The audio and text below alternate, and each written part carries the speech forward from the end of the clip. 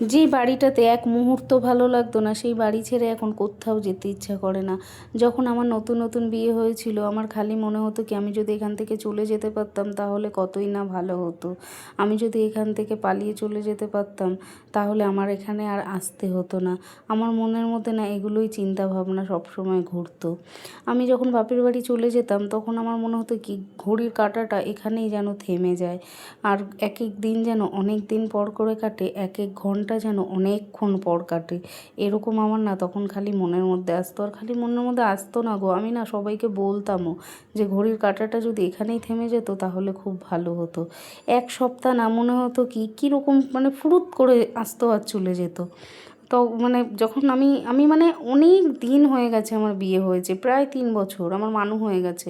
তারপরও না আমি বাড়ি আসার সময় কাঁদতে কাঁদতে আসতাম। আর এখন দেখো সেই বাপের বাড়িতে আমার একদমই যাওয়া হয় না। তোমাদের সামনে আমি ভিডিও আনছি তাও 3 মাস হতে যায়, আমি কিন্তু একদিনও বাপের বাড়ি যাইনি। কেন যে যাওয়া হয় না আমি না বলে কাউকে বোঝাতে পারবো না। আমার এখন এই বাড়িটা ছেড়ে অন্য কোথাও যেতে ইচ্ছা করে না। আমার এই রান্নাটা তোমাদের কেমন লাগলো জানিও। টাটা।